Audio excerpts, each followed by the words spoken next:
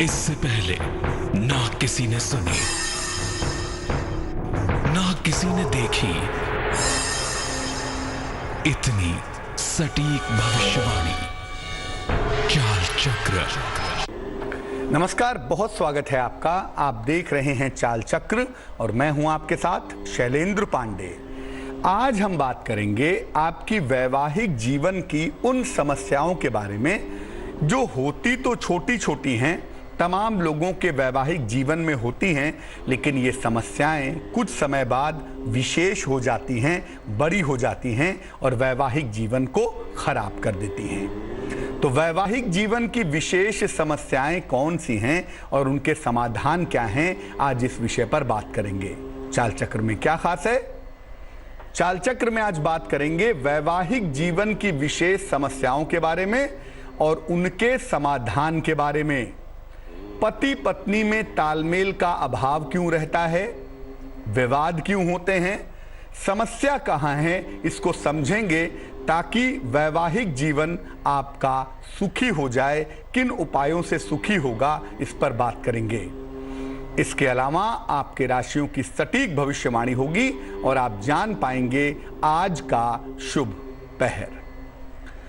तो वैवाहिक जीवन की विशेष समस्याएं क्या हैं जो शुरुआत में छोटी होती हैं लेकिन बाद में बड़ी होकर के जीवन को नुकसान पहुंचाती हैं, जीवन में दिक्कत देती हैं। आज इस विषय पर बात करेंगे, लेकिन सबसे पहले आज का पंचांग। आज तिथि है वैशाख कृष्ण पक्ष की पंचमी तिथि। नक्षत्र है अनुराधा, इसके उपरांत ज्येष्ठा नक्षत्र। चंद्रमा वृश्चिक राशि में संचरण कर रहे हैं। राहु काल का समय दोपहर के 1:30 से तकरीबन 3 बजे तक और दक्षिण दिशा की तरफ आज यात्रा करने की मनाही है, लेकिन अगर यात्रा करना जरूरी है, मजबूरी है, तो जरा सी पीली सरसों खाकर और भगवान का स्मरण करके यात्रा करेंगे तो मुश्किल से बचे रहेंगे। वैवाहिक जीवन में छोटी समस्याएं भी होती हैं, बड़ी समस्याएं भी होती हैं, लेकिन कुछ समस्याएं ऐसी होती हैं जो शुरुआत में तो छोटी होती हैं लेकिन बाद में बहुत बड़ी हो जाती हैं और जिन बड़ी समस्याओं की वजह से वैवाहिक जीवन धराशायी हो जाता है। सबसे पहली जो समस्या होती है जिसकी शुरुआत बड़े छोटे लेवल से होती है, वो समस्या है कि पति पत्नी के विचारों में तालमेल ना बैठ पाए, पति पत्नी के विचार आपस में ना मिल पाएं। ऐसा होता क्यों है?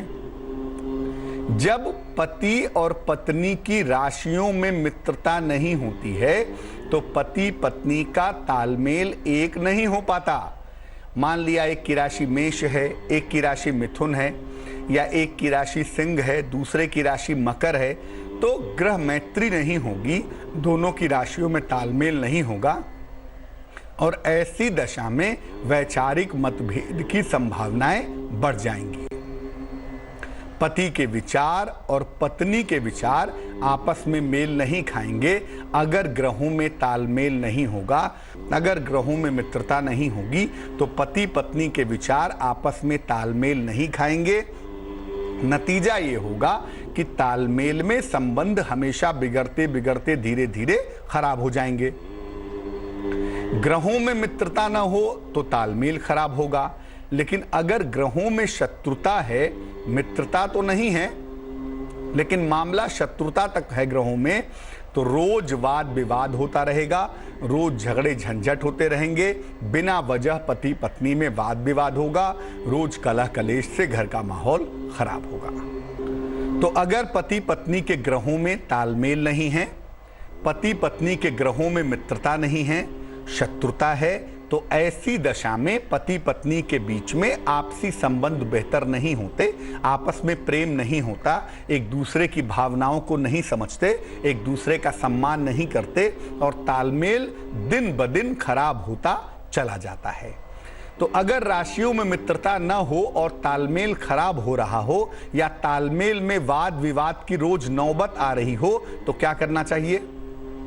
ऐसी दशा में पति पत्नी को नियमित रूप से भगवान शिव की उपासना करनी चाहिए। नमः शिवाय का जप रोज करना चाहिए, लेकिन कम से कम सोमवार के दिन शिव जी के मंदिर में जाकर शिवलिंग पर जल भी चढ़ाना चाहिए। नियमित रूप से भगवान शिव की उपासना करना बेहतर होगा। दूसरा काम, हर पति पत्नी जिनके बीच में तालमेल का अभाव है, सोमवार को सफेद वस्तुओं का दान भी करेंगे, इससे भी लाभ होगा। चाहें तो अपने बेडरूम में सफेद फूल लगा लें या सफेद फूलों के चित्र लगा लें। ऐसा करने से भी पति पत्नी में जो आपसी तालमेल का अभाव है, जो पति पत्नी के बीच में आपसी तालमेल नहीं बन पा रहा है, निश्चित रूप से वो तालमेल बेहतर होना शुरू होगा। निश्चित रूप से जो आपसी तालमेल की समस्या है वो समस्या दूर हो जाएगी। एक दूसरी बड़ी विचित्र स्थिति होती है कि विवाह तो हो गया पति पत्नी का, लेकिन पति पत्नी को दूर दूर रहना पड़ रहा है। पति विदेश में रहता है, पत्नी अपने देश में रहती है, या पति किसी और शहर में नौकरी के लिए, पत्नी किसी और शहर में रहती है। पति पत्नी विवाह के बाद एक दूसरे से दूर दूर रहने लगते हैं। ऐसी स्थिति परिस्थिति भी आ जाती है और ये स्थिति परिस्थिति बड़ी बुरी होती है। विवाह होने का कोई फायदा नहीं होता। पति पत्नी शादीशुदा होने के बावजूद, कोई समस्या ना होने के बावजूद एक दूसरे से दूर रहते हैं। ऐसा होता कब है? अगर विवाह के तुरंत बाद शादी हुई और तुरंत बाद शनि की या राहु की दशा आ जाए, सेपरेटिव दशा आ जाए, शनि की दशा आ गई, राहु की दशा आ गई, सेपरेटिव दशा आ गई, तो ऐसी दशा में पति पत्नी को दूर दूर रहना पड़ता है। पति पत्नी एक दूसरे से दूर रहते हैं। यहाँ पर करियर या नौकरी की वजह से पति पत्नी को एक दूसरे से दूर रहना पड़ता है। करियर भी छोड़ नहीं सकते, नौकरी छोड़ नहीं सकते, मजबूरी है। साथ में रहना चाहते तो हैं, लेकिन करियर या नौकरी की वजह से साथ में नहीं रह पाते और काफी प्रयासों के बावजूद ट्रांसफर नहीं हो पाता, बदलाव नहीं हो पाता, पति पत्नी एक साथ नहीं रह पाते।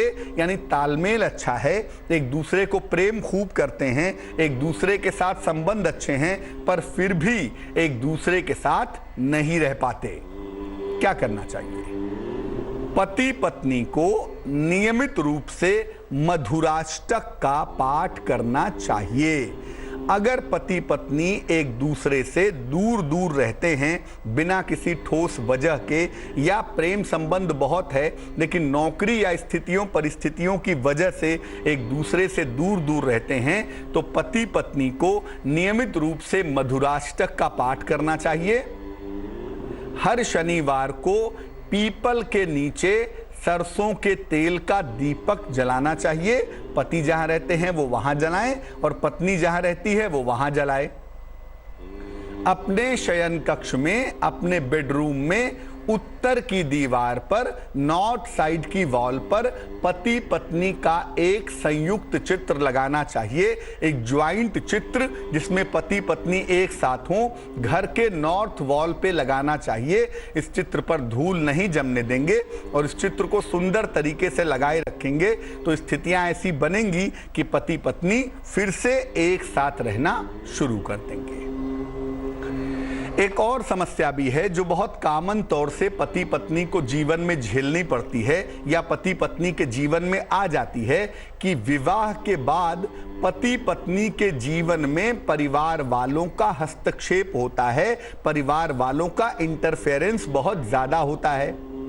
ऐसा कब होता है? आम तौर पर अगर चंद्रमा खराब होता है तो ऐसी समस्या जरूर होती है कि पति और पत्नी के जीवन में या तो पति के घर वाले या पत्नी के घर वाले जरूरत से ज्यादा हस्तक्षेप करते हैं, जिसकी वजह से पारिवारिक जीवन में समस्या आ जाती है। जिसका चंद्रमा खराब होता है उसी के परिवार वालों का हस्तक्षेप ज्यादा होता है।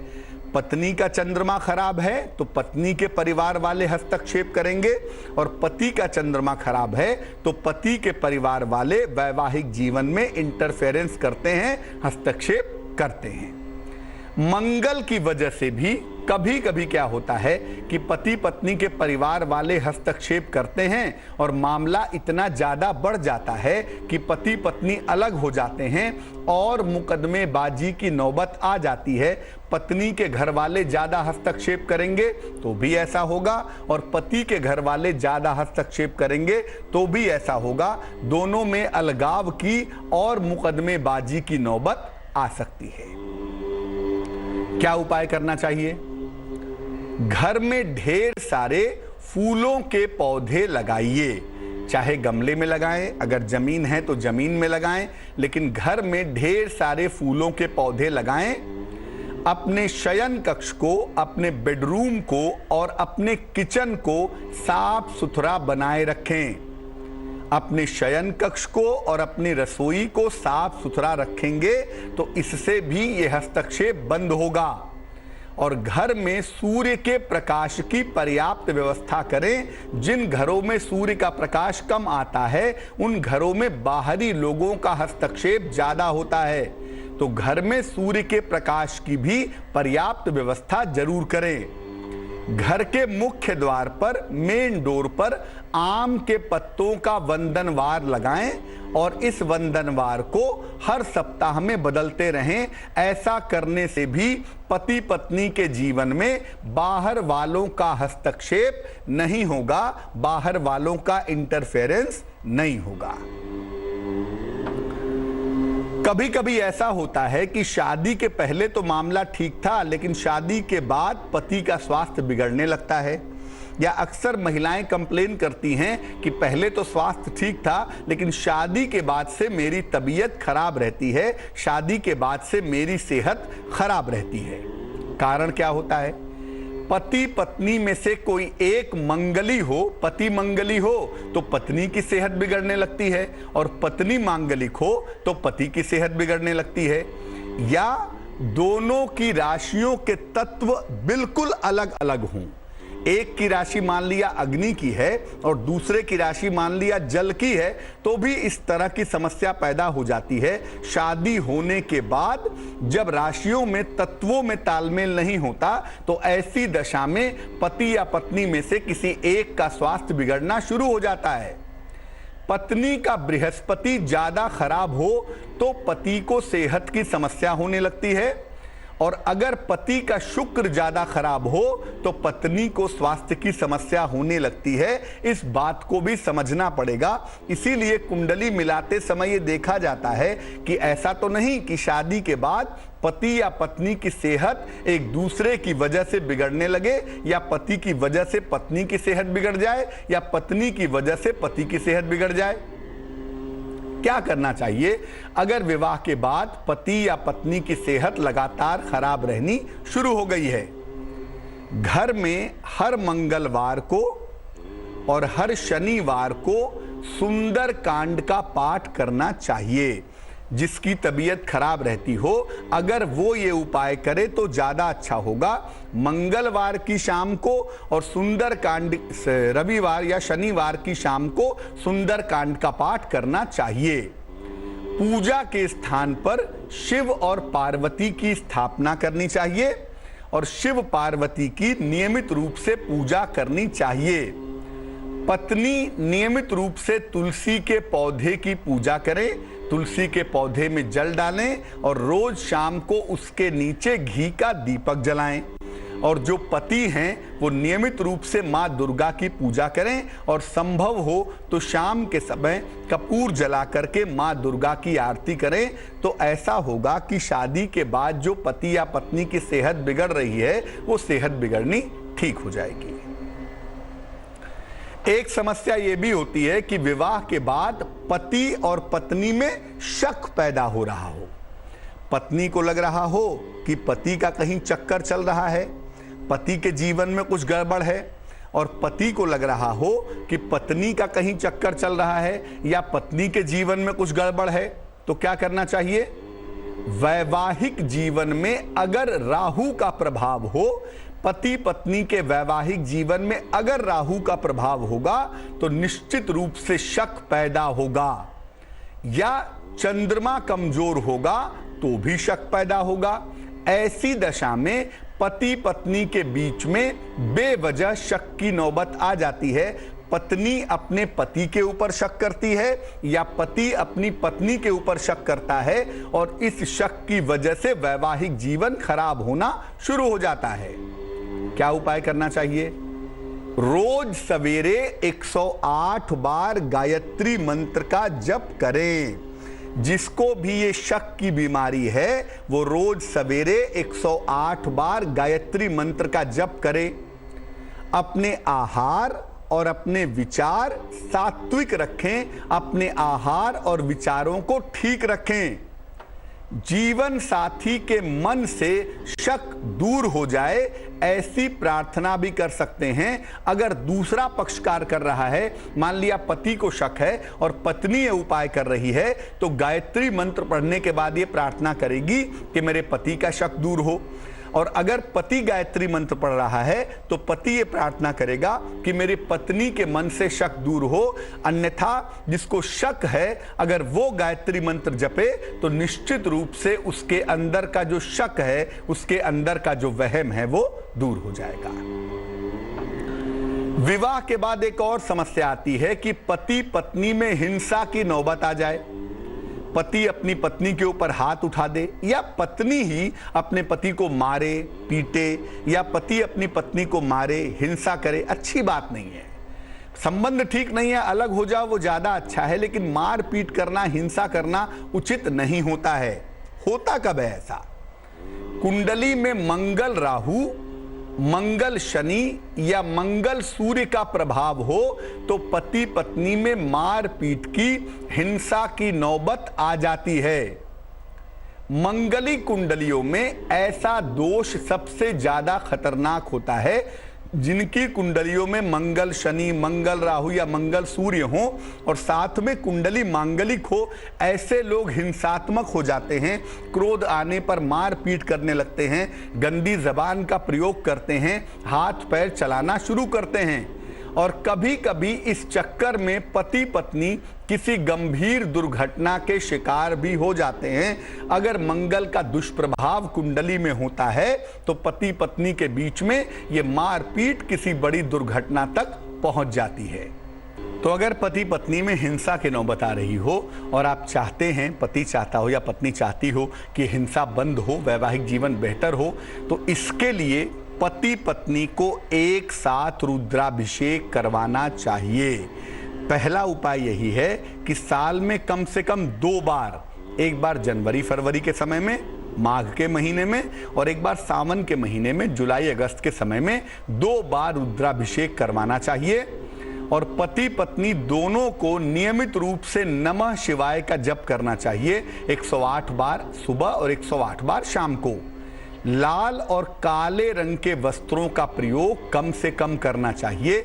जब ये उपाय किए जाएंगे तो धीरे धीरे, क्योंकि इस उपाय का प्रभाव आने में समय लगेगा, लेकिन धीरे धीरे पति पत्नी के बीच में जो हिंसा की नौबत आ गई है, जो मारपीट की नौबत बार बार आ जाती है, वो नौबत निश्चित रूप से दूर हो जाएगी। धीरे धीरे ही सही, लेकिन पति पत्नी का वैवाहिक जीवन बेहतर हो जाएगा। एक पर जाने के पहले हम आपको वैवाहिक जीवन की विशेष समस्याओं के बारे में बता रहे थे। बात अब आपके राशियों की करेंगे। आपका दिन कैसा जाने की संभावना बनती है, इस बात को समझने की कोशिश करेंगे। लेकिन फिलहाल जान लेते हैं स्वस्थ रहने के सरल उपाय निरोगी भव में। अगर आप नियमित रूप से 15 मिनट सुबह, 15 मिनट शाम को पैदल चलते हैं, वॉक करते हैं, तो एक तो आपका आलस्य कम होगा, दूसरे आपका मस्तिष्क बेहतर काम करेगा। जिन लोगों को बुढ़ापे में भूलने की संभावना है या जिनको भूलने की दिक्कतें होती हैं या न्यूरो प्रॉब्लम होने की संभावना है, उन्हें सुबह शाम 15-15 मिनट टहलना जरूर चाहिए। चलिए राशियों के सिलसिले की शुरुआत करते हैं। डालते हैं सबसे पहले नजर मेष राशि पर। मेष राशि, सेहत परेशान कर सकती है, परिवार में वाद विवाद हो सकता है। पीली सरसों खाकर घर से निकलें तो दिन आपका बेहतर होगा। शुभ रंग पीला और भाग्य होगा 55%। वृष राशि, संपत्ति आप क्रय कर सकते हैं। पारिवारिक जीवन में सुधार होगा। स्वास्थ्य का ध्यान बनाए रखें। शुभ रंग आसमानी और भाग्य होगा 70%। मिथुन राशि, काम का बोझ बढ़ सकता है। नौकरी में परिवर्तन के योग बने हुए हैं। धन के लेन देन में सावधानी रखें। शुभ रंग नीला और भाग्य होगा 65%। कर्क राशि, करियर में बदलाव के योग हैं। कार्यक्षेत्र का तनाव थोड़ा कम होगा। किसी प्रियजन से मुलाकात भी होगी आपकी। शुभ रंग सुनहरा और भाग्य होगा 80%। सिंह राशि, करियर के मामले में तनाव हो सकता है। सेहत आपकी नर्म बनी रहेगी। भगवान को पीले फूल अर्पित करें तो दिन आपका बेहतर होगा। शुभ रंग लाल और भाग्य होगा 60%। कन्या राशि, यात्रा की संभावना है। धन का खर्च बढ़ सकता है। प्रेम संबंध आपके मधुर होंगे। शुभ रंग सिल्वर और भाग्य होगा 75%। तुला राशि, करियर में सुधार के योग हैं। नई जिम्मेदारी आपको मिल सकती है। मनोरंजन में आप व्यस्त बने रहेंगे। शुभ रंग हरा होगा और भाग्य होगा 80%। वृश्चिक राशि, रुके हुए काम पूरे होंगे। करियर में सफलता मिलेगी। मान सम्मान भी आपका बढ़ पाएगा।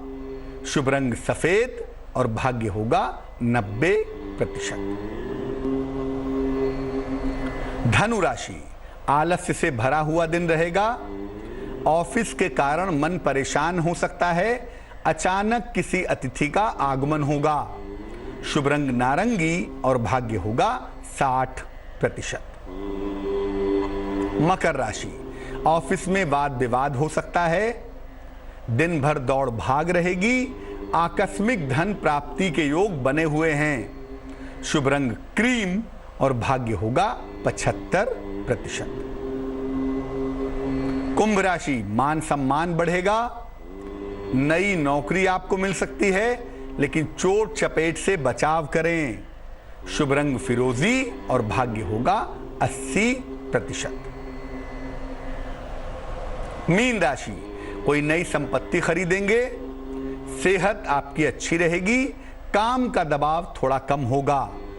शुभ रंग भूरा और भाग्य होगा 85%। एक दर्शक जुड़ रही हैं हमारे साथ, दिल्ली से नीलम हैं, उनसे बात करते हैं। नीलम बताइए।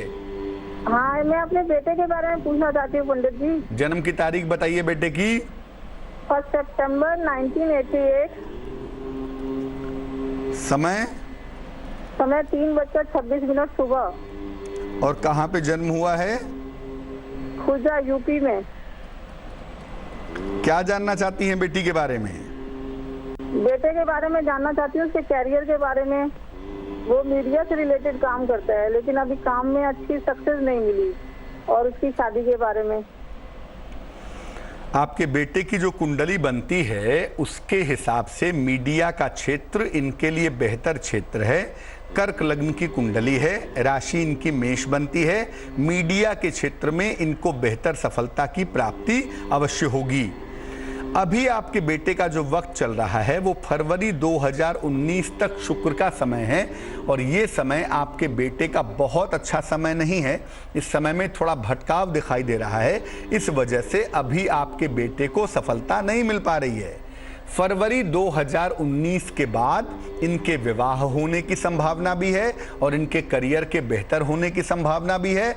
फरवरी 19 तक वेट करें, इसके बाद इनके जीवन की मुश्किलें हल हो जाएंगी। अपने बेटे को एक मोती बनवा के पहना दें।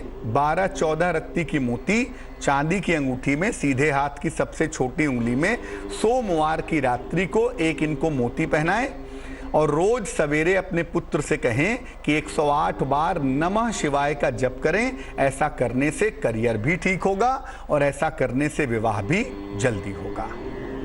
एक दर्शक जुड़ रहे हैं दिल्ली से, राहुल हैं हमारे साथ, उनसे बात करते हैं। राहुल बताइए। जी नमस्कार। जी नमस्कार। जी, मेरी जन्म तिथि 20 अप्रैल 1979 है, 1989। समय बताइए। और मैं 7:45 शाम का 7:45। कहाँ पे जन्म हुआ है? हरिद्वार। पूछिए सवाल क्या है? जी सर, फिलहाल मैं मुंबई में हूँ और मैं प्रशासनिक सेवा की तैयारी कर रहा हूँ। अभी तो एक सरकारी पद पे कार्यरत हूँ। मुझे विवाह और अपनी प्रशासनिक सेवा में चयन के ऊपर बात करनी है। देखो, आपकी जो कुंडली है वो ये बात कहती है कि आप राजकीय सेवा में रहेंगे। पहले शुरुआत में छोटी नौकरी करेंगे और बाद में प्रशासनिक क्षेत्र में आपको एक बेहतर नौकरी मिलेगी। तुला लग्न, तुला राशि की कुंडली है। 2019 में आपको उच्च पद प्राप्त करने की संभावनाएं काफी मजबूती से दिखाई दे रही हैं और 2019 के आखिरी में या 2020 की शुरुआत में आपकी अपनी इच्छा से आपके विवाह करने की संभावना भी दिख पा रही है। इस कुंडली में सिर्फ एक ही मुश्किल है। देखो, बुध नामक ग्रह जो कि ब्रेन का मालिक है और इस कुंडली में उच्च पद का मालिक भी है, वो थोड़ा सा वीक हो रहा है। इसलिए एक पन्ना बनवा के पहन लें, 6-7 रत्ती का पन्ना चांदी की अंगूठी में, सीधे हाथ की सबसे छोटी उंगली में, बुधवार की शाम को धारण करने से आपको लाभ होगा। इसके अलावा नियमित रूप से सूर्य भगवान को जल चढ़ाएं, उससे भी आपको सफलता जल्दी मिलेगी। एक दर्शक जुड़ रही हैं, सोनल है हमारे साथ दिल्ली से, उनसे बात करते हैं। सोनल, बताइए। हाँ जी पंडित जी, प्रणाम। जी नमस्कार, बताइए। पंडित जी, मुझे अपने हस्बैंड के बारे में पूछना था। जन्म की तारीख बताइए उनकी। जन्म है उनकी 22 अगस्त 1978। समय है सुबह का 4 बजे, स्थान है कानपुर। पूछिए क्या सवाल है पति के लिए। पंडित जी, ये पूछना था कि मतलब मेरे हस्बैंड के लिए जॉब अच्छा रहेगा या बिजनेस। जॉब कर रहे हैं लेकिन जो उनके मन के मुताबिक वाली भी कुछ नहीं हो रहा है, जैसे उनके प्रोग्रेस होनी चाहिए वैसे नहीं हो रही है। उनका स्वास्थ्य कैसा रहेगा, क्या रहेगा? देखो, आपके पतिदेव की जो कुंडली हमारे पास बन रही है, ये कुंडली बन रही है कर्क लग्न की और जो राशि बन रही है वो बन रही है मीन।